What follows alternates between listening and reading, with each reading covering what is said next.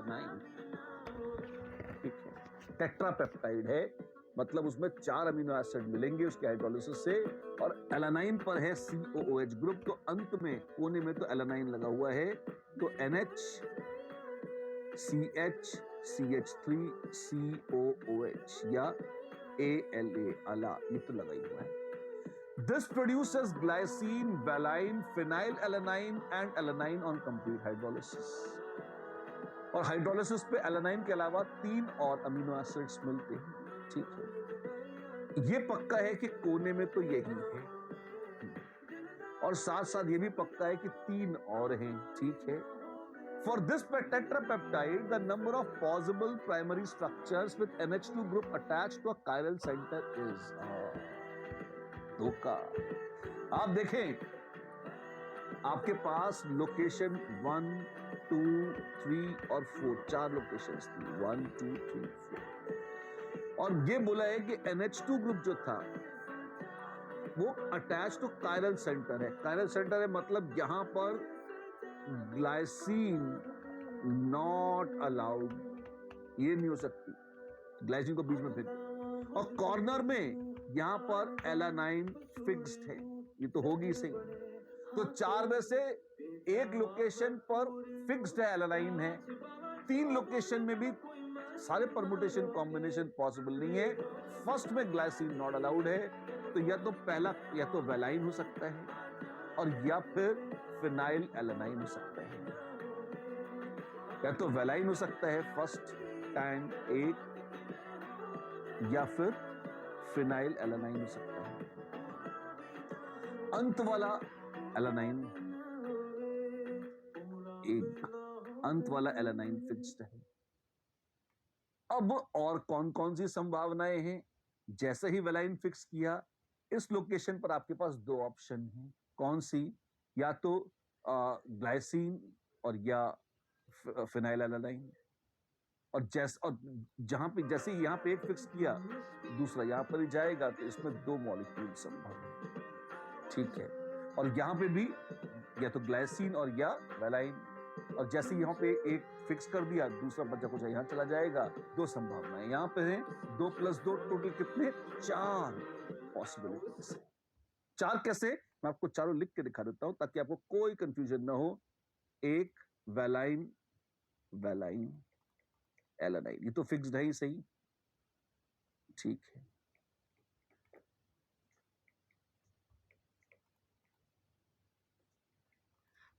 अब या तो यहां ग्लाइसिन ले आओ, अगर यहां ग्लाइसिन आ गई तो यहां पे आ जाएगी फिनाइल एलानाइन, या उसको उल्टा कर दो, ग्लाइसिन और वेलाइन, वेलाइन और ग्लाइसिन, अक्कड़ बक्कड़ बम्बे बो। ये 4 संभावनाएं हैं भाई, और इन चारों संभावनाओं से मिलकर बनेगा कौन? आपका टेट्रापेप्टाइड की ये 4 प्राइमरी स्ट्रक्चर संभव है।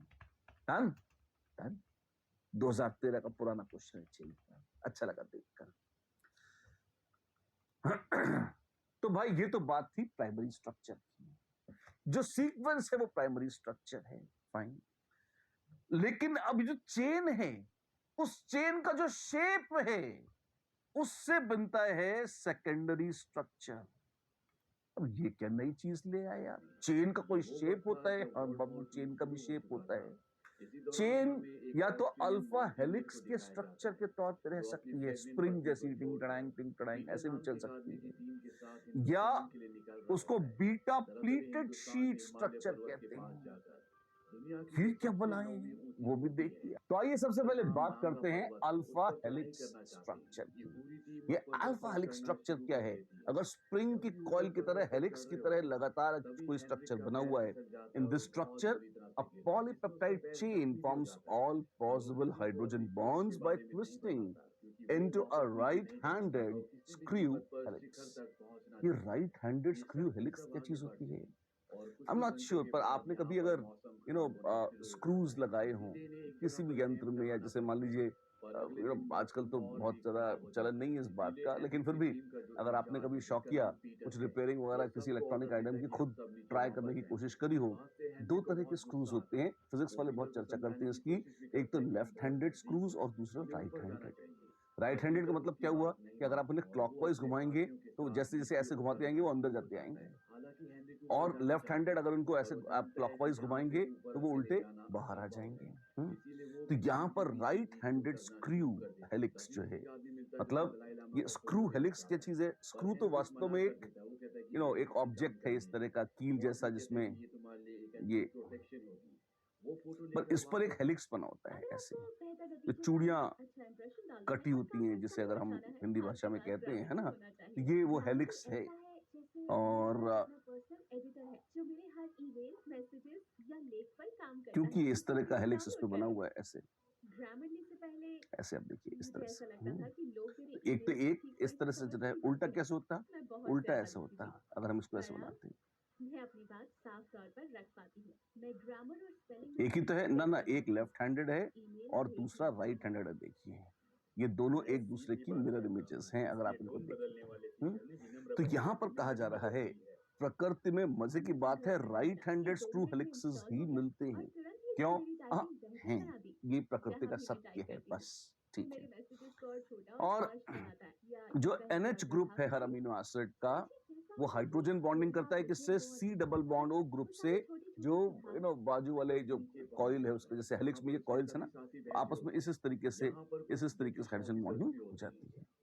कैसे कैसे कैसे ढंग से बताओ। ये देखिए ये क्या है, आप देखिए C डबल बॉन्ड हो, इसमें ऑक्सीजन पर है डेल्टा माइनस और यहाँ हाइड्रोजन पर है डेल्टा प्लस, मतलब इनके बीच में आपस में हाइड्रोजन बॉन्डिंग है, डेल्टा माइनस और डेल्टा प्लस। आप देखें ध्यान से, डेल्टा माइनस और डेल्टा प्लस, डेल्टा माइनस और डेल्टा प्लस, इस तरीके से हेलिक्स जो टर्न्स हैं, एक टर्न इस वाले टर्न का अगले वाले टर्न से तो आपस में पास पास आने के लिए, जैसे स्ट्रेट चेन था तो कॉइल अप होता ही इसलिए है ताकि अब वो हाइड्रोजन बॉन्डिंग का आनंद लूट सके। ये देखिए स्ट्रेट चेन था और उसने एक हेलिक्स बना लिया इस तरह से। क्यों? क्योंकि अब ये जो ग्रुप्स थे जिनसे ये चेन बनी थी, ध्यान से देखिए, अब ये हाइड्रोजन बॉन्डिंग कर रहे हैं, इसको आप खींचेंगे तो ये हाइड्रोजन बॉन्ड्स टूट जाएंगे।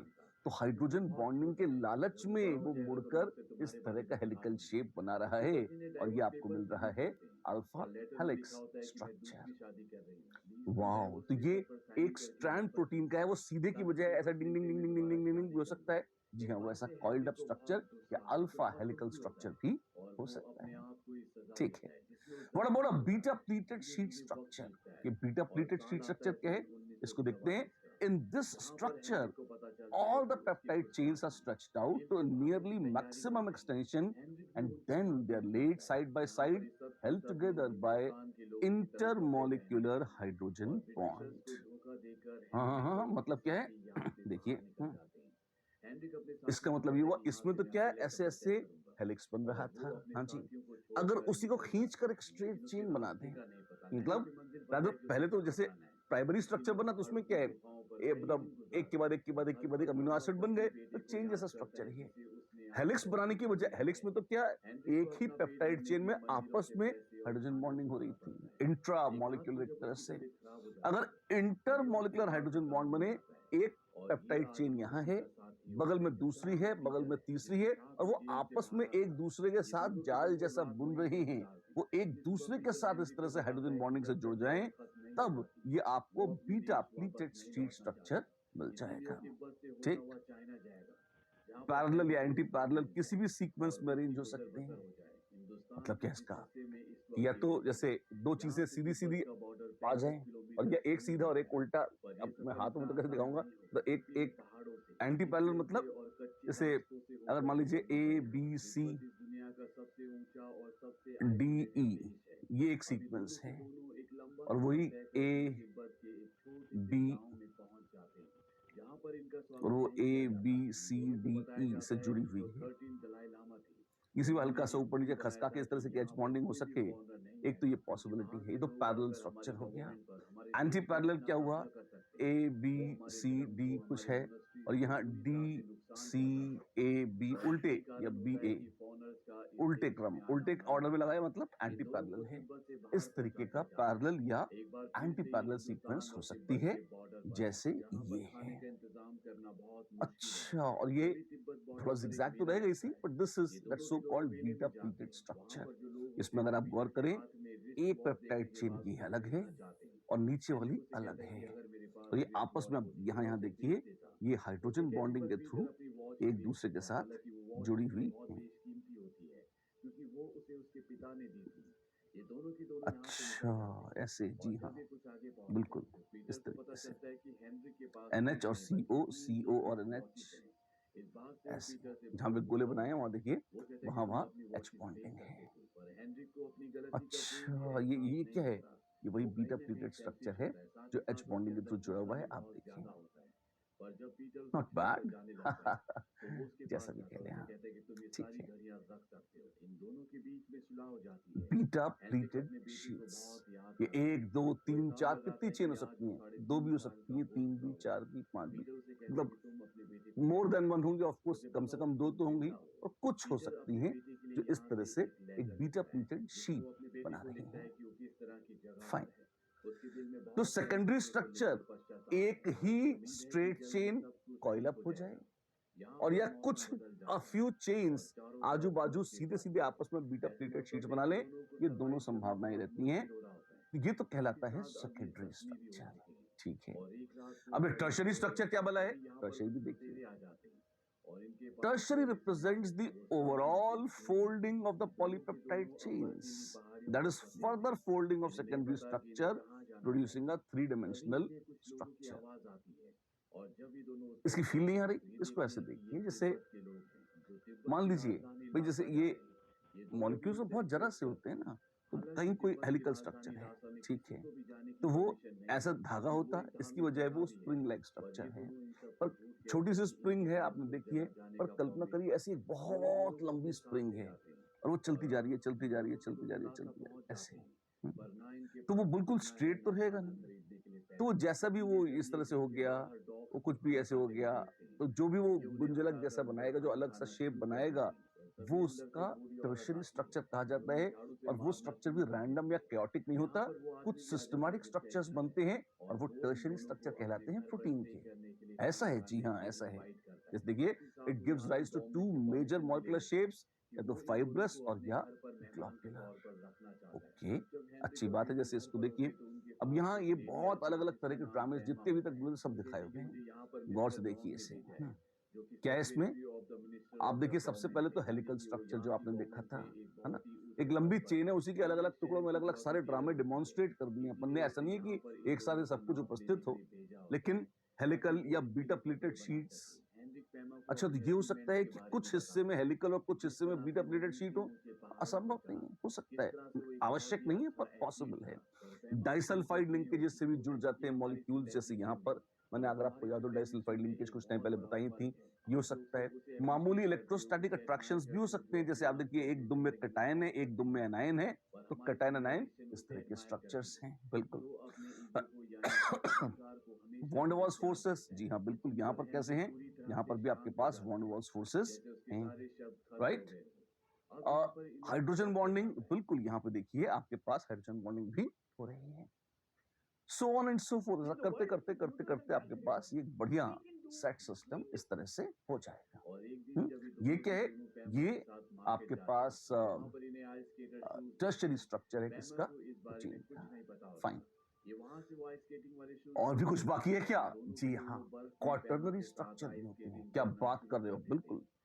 कभी कभी इस तरह से जो पेप्टाइड चेन है, एक पेप्टाइड चेन है, उसने मान लीजिए बनाया कुछ अजीबोगरीब सा उसने स्ट्रक्चर बना दिया, टर्शरी भी।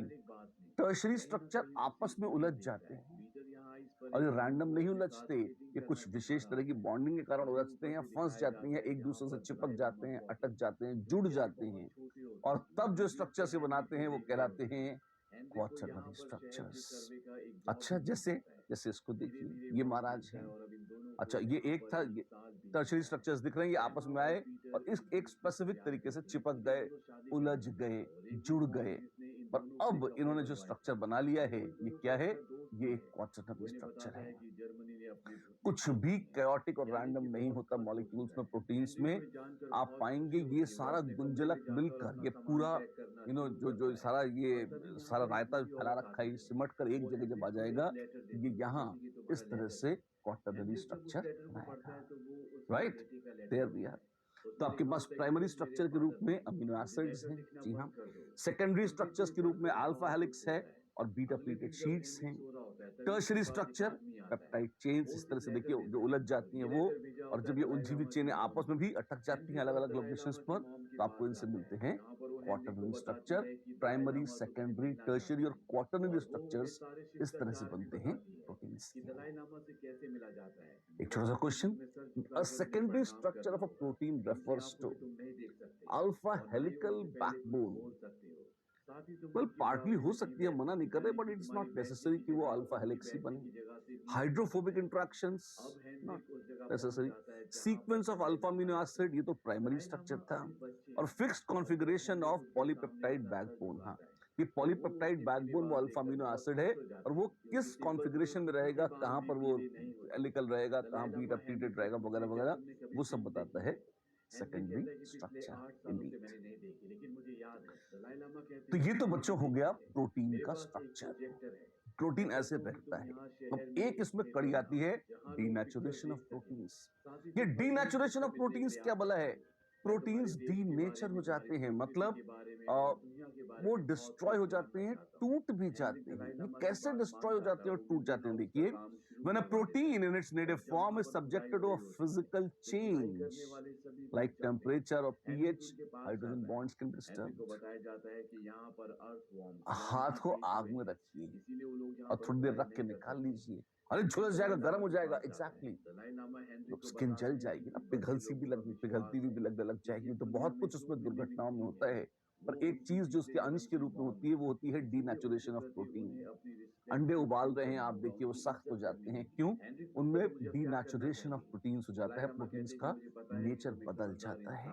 अच्छा, तो जो ग्लोब्यूल्स थे वो अनफोल्ड हो जाते हैं, हेलाइसिस जो थे वो सीधे हो जाते हैं, अनकॉइल हो जाते हैं। प्रोटीन की सारी ताकत, उसकी सारी एक्टिविटी उसके इन शेप्स में होती है। क्या बात कर रहे हैं आप? जी हाँ, ये स्पेसिफिक शेप्स के लिए शरीर में स्पेसिफिक जगह होती हैं जहां जाकर ये अटक जाते हैं और कुछ विशेष रिएक्शन कराने में समर्थ होते हैं, वो सब बदल जाता है। अच्छी बात है। तो डीनेचुरेशन के दौरान क्या होता है? सेकेंडरी, टर्शरी और क्वाटरनरी स्ट्रक्चर, क्वाटरनरी हमेशा नहीं होते पर सेकेंडरी, टर्शरी तो हमेशा ही होते हैं, ये सब डिस्ट्रॉय हो जाते हैं और सिर्फ प्राइमरी स्ट्रक्चर बच जाता है अनचेंज्ड।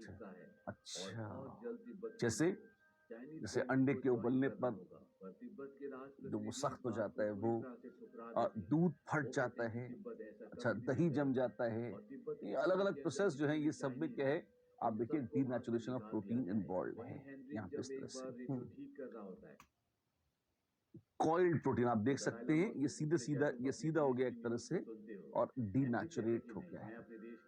बहुत क्लासिकल इसका उदाहरण देखिए, जैसे ये क्या था, ये प्रॉपर सेकेंडरी टर्शरी स्ट्रक्चर में 3D स्ट्रक्चर में देख सकते हैं आप, जिसका ये एक प्रोटीन का है, ठीक है, और ये हो गया डीनेचर, इसके बॉन्ड्स टूट गए। ये क्या हो गया? ये चेन खुल गई है जी। आप देखिए बॉन्ड टूटे नहीं है, सिर्फ H बॉन्डिंग डिस्टर्ब हुई है, ये चेन खुल गई है, और अब क्या है, ये डीनेचर्ड प्रोटीन है। अच्छा, ठीक है, कुछ एक क्वेश्चन हो जाए? बिल्कुल। Disruption of the natural structure of protein is called denaturation. सच है झूठ? ठीक है, सच है। The change in colour and appearance of the egg while cooking is due to denaturation. ये भी सच है, उसका कलर और अपीयरेंस चेंज हो जाते हैं, सच है, बिल्कुल। This is true and this is also true.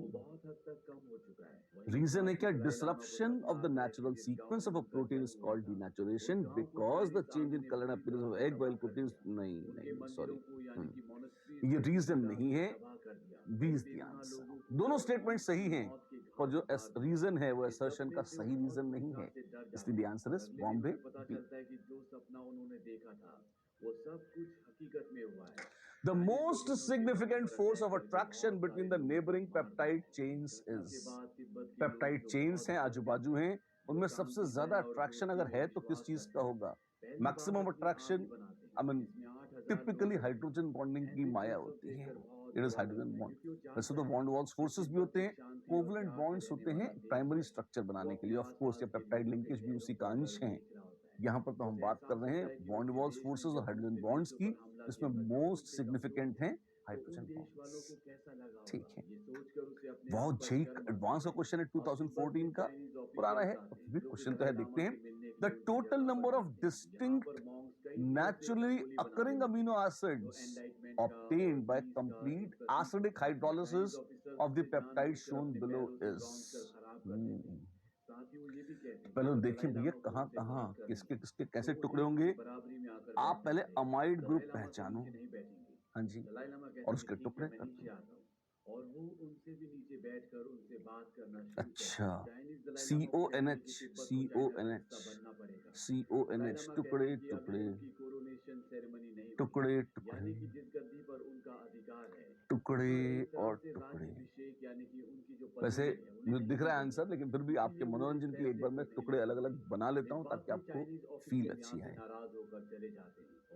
CONH 2, ठीक है, और यहाँ